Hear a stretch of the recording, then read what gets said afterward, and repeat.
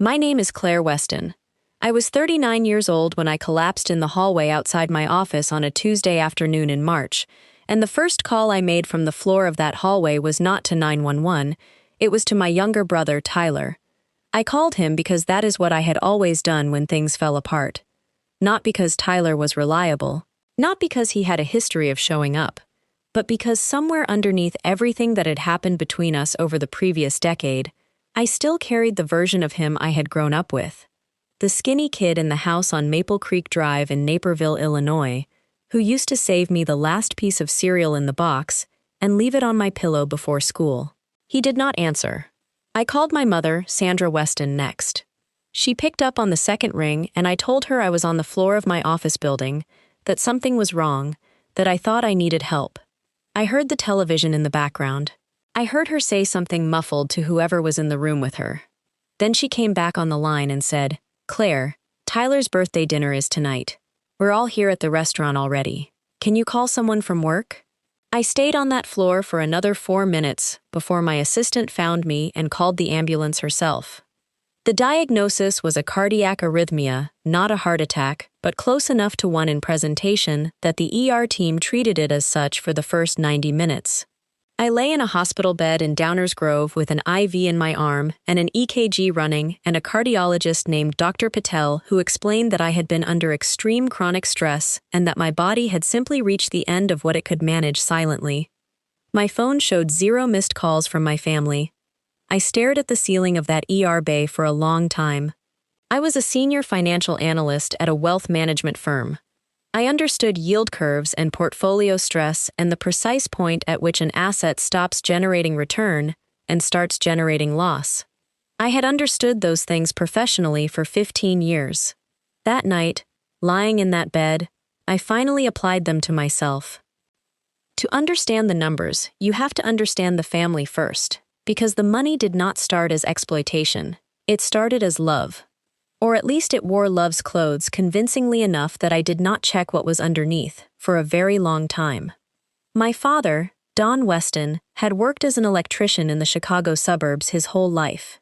He was steady and quiet and had enormous hands and a habit of fixing things around the house on Saturday mornings that made you feel, as a child, that the world was basically manageable.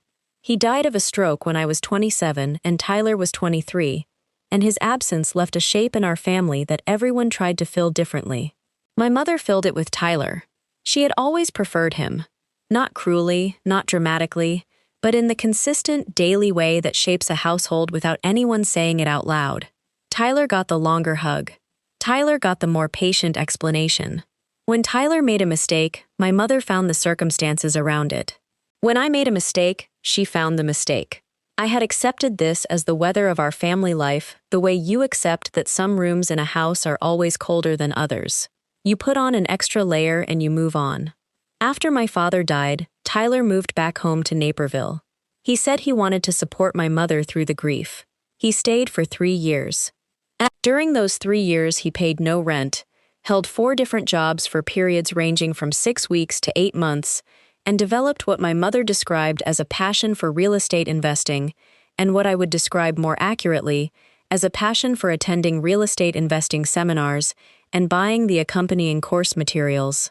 I was living in a 1-bedroom in Lincoln Park at the time, putting in 60-hour weeks, paying off my graduate school loans, and wiring my mother $400 a month because she said the utilities were difficult since my father's pension had ended.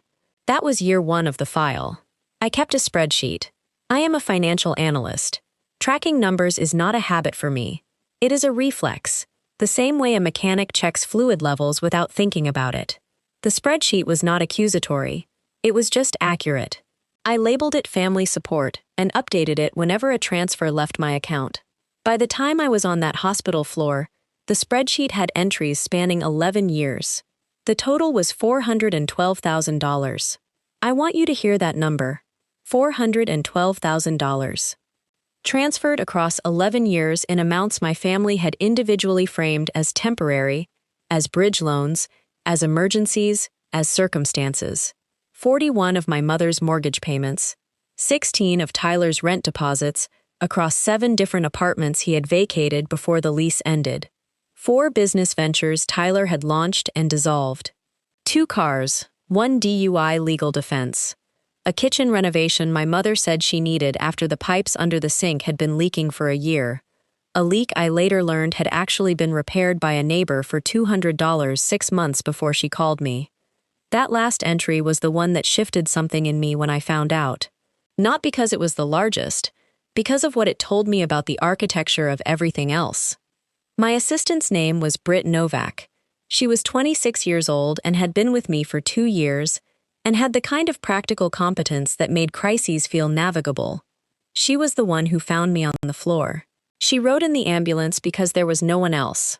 She sat in the waiting room for 3 hours and brought me a hospital blanket from the supply closet and a bottle of water, and said nothing about what my family had or had not done, because she understood intuitively that the moment was not the right one.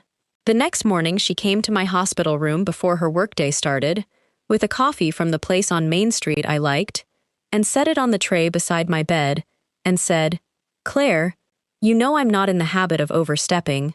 I told her I knew. She said, "But I want you to know that if you need someone in your corner while you figure out next steps, I'm available. Outside of work hours. Whatever that looks like." That was Britt. She did not offer comfort that required you to minimize the situation. She offered presence, and she offered it on my terms. I told her I needed a few days. She nodded and left. I lay there and thought about the fact that a 26-year-old woman I had known for 2 years had shown me more loyalty in a hospital waiting room than my family had shown me in a decade. My mother called on the second day, not to ask how I was doing, to tell me that Tyler had been hurt by the fact that I had not called to wish him happy birthday from the hospital. She said he understood I was going through something, but that it was a significant birthday, and he had felt the absence. I asked her how old he was. She said 35. I said nothing for a moment. Then I asked whether she knew what the ER team had found when they ran the EKG. She said I had mentioned something about my heart.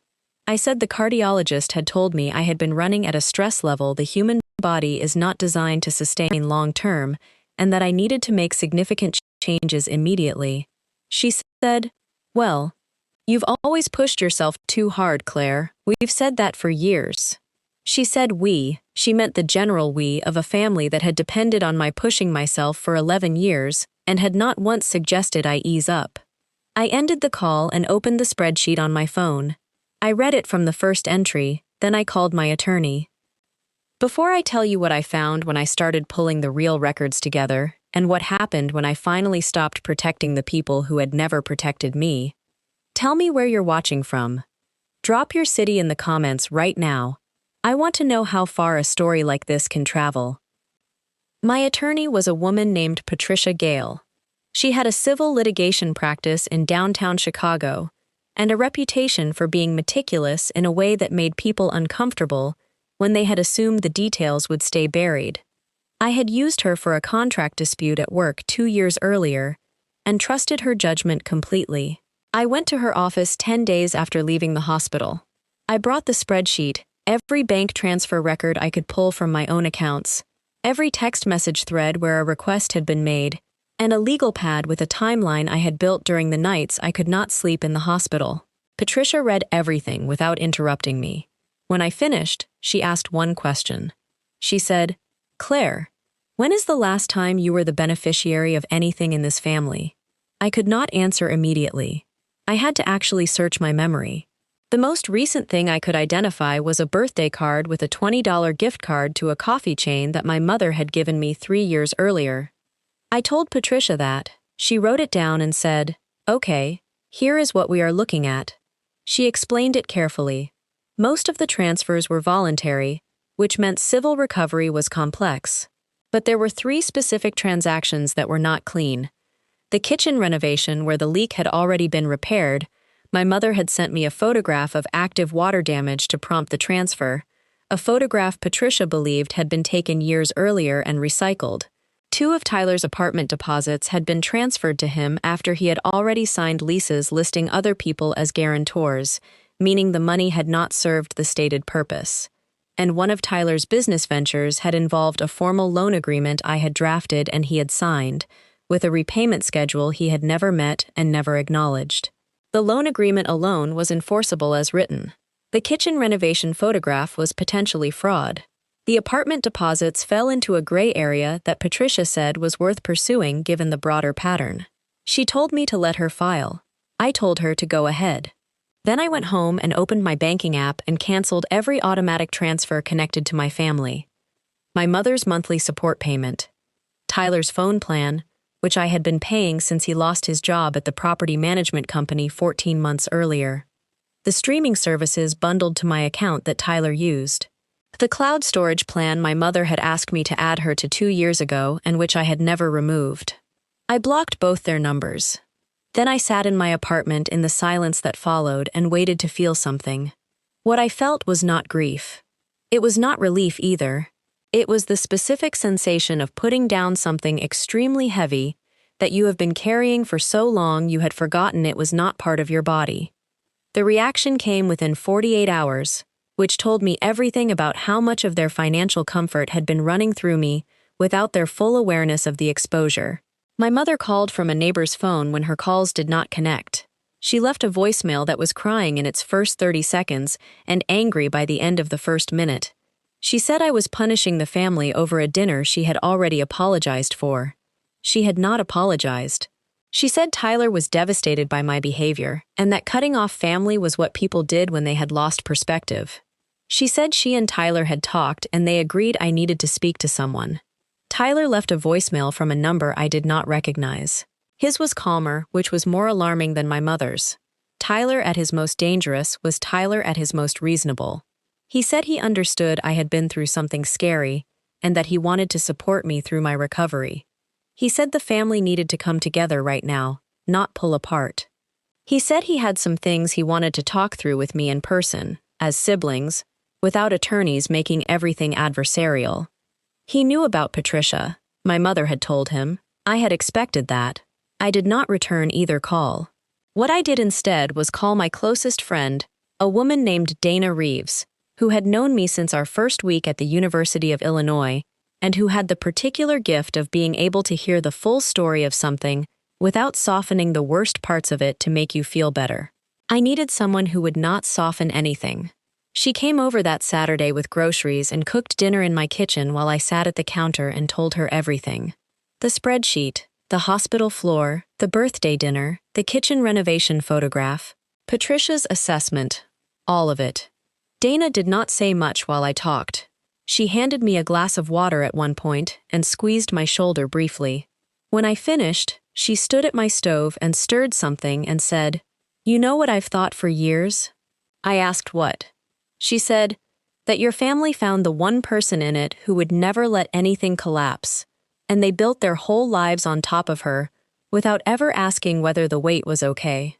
I had known Dana for 17 years. That was the first time she had said that to me directly. I asked her why she had never said it before. She said, "Because you weren't ready to hear it, and because I could see you weren't ready, but you're ready now." She was right. The hospital floor had done something to my readiness. When your body stops being able to maintain the performance of fine, the performance ends whether you are ready or not. Before I keep going, if you are watching this on Revenge Eva, and this story is hitting close to home, take a second right now and drop your city in the comments. I want to see how far this reaches. And if nobody in your life has ever told you that what you have been doing for your family has a name, it does. Stay with me, because the second half of this story is where everything changes. Patricia's investigation moved quickly once she had the bank records and the loan agreement. The loan Tyler had signed was for $22,000, structured with a repayment timeline that had now elapsed by 4 years. He had made 2 payments in the first 3 months, one for $500 and one for $300, and then nothing. He had never contacted me to renegotiate or acknowledge the default.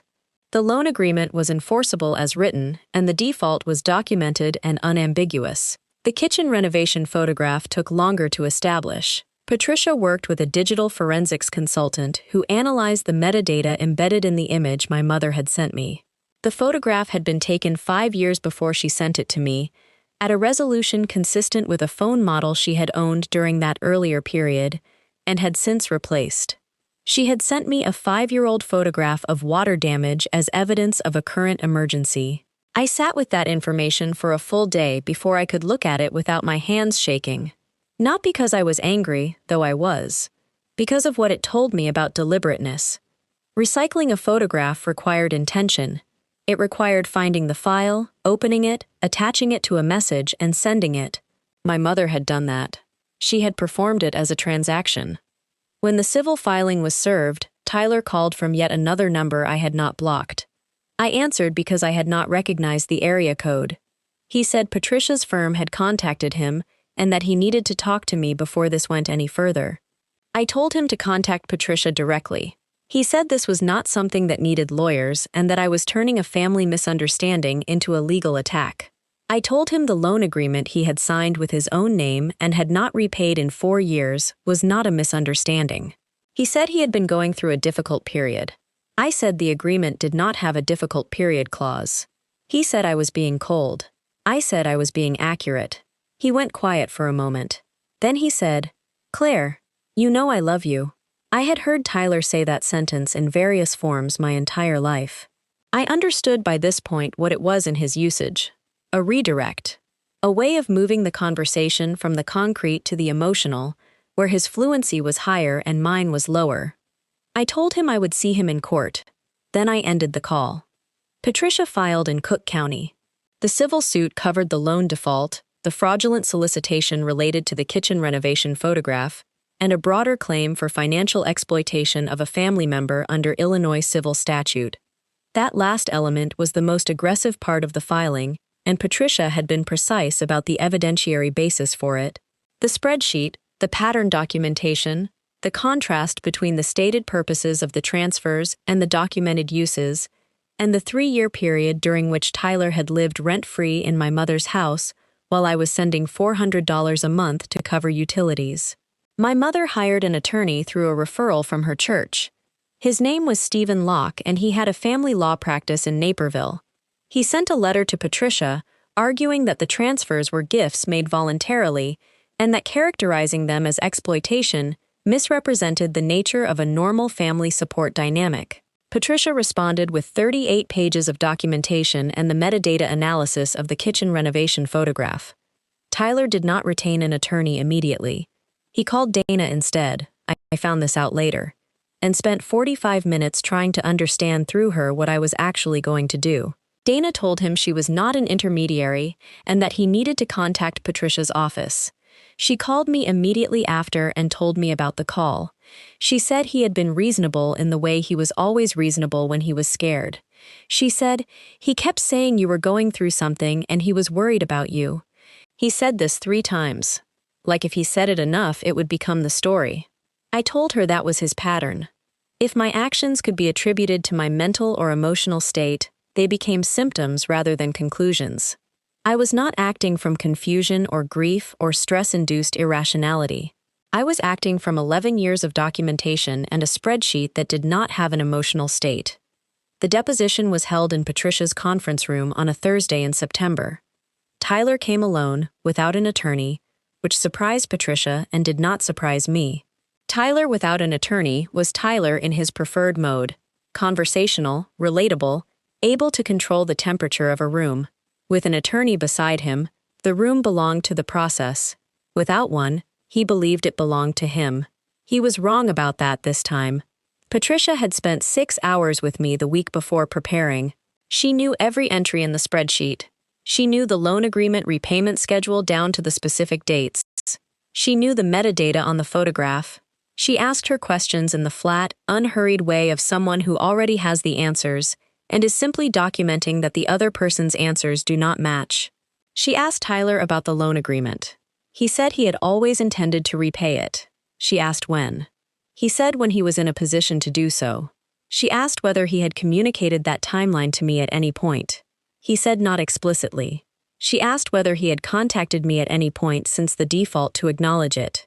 He said the family relationship made formal acknowledgement feel unnecessary. She asked how he had used the $22,000. He described the business venture. She asked what had happened to the business. He said the market conditions had been unfavorable. She put the loan agreement in front of him and asked him to identify his signature. He identified it. She asked him to read the default clause aloud. He read it. She asked him whether the conditions described in the default clause currently applied. He said, technically yes. Patricia wrote that down. She thanked him for his time. On his way out, Tyler stopped in the doorway. He looked at me across the conference room table and said, "I really hope you know what you're doing, Claire." I looked back at him. I said, "I've known what I was doing for 11 years. I just stopped doing it for everyone else and started doing it for myself." He left. Patricia closed her notes. She said, "That went well. Have you ever been the person in your family who everyone counted on and no one protected? Drop a comment. I want to know how many of you have been sitting where I was sitting, because I was convinced for a long time that I was the only one." The settlement took 4 months to finalize. Tyler's portion covered the loan default in full, with interest calculated from the date of the first missed payment, plus a negotiated contribution to my legal fees. The kitchen renovation claim settled separately with my mother's attorney for an amount that covered the transfer plus Patricia's costs on that specific element. My mother did not admit to sending a false photograph. The settlement document used the phrase, "disputed circumstances." Patricia told me that was normal and that the outcome was what mattered, not the language. I do not know exactly what that period cost my mother and Tyler in concrete terms, because I stopped tracking their circumstances the way I had previously tracked everything. What I know is that Tyler's apartment situation changed. His phone plan changed. Several things he had structured around the assumption of my continued support changed, because that support was no longer there, and the structure beneath those things had always been thinner than it appeared from the outside. My mother's house in Naperville remained hers. I had not been paying her mortgage directly. She owned it outright from my father's life insurance, but the monthly support I had been providing had covered enough of her variable expenses that its absence required her to make adjustments. She took on a part-time position at a garden center in the spring. She told a cousin this was because she enjoyed being active, the cousin told me.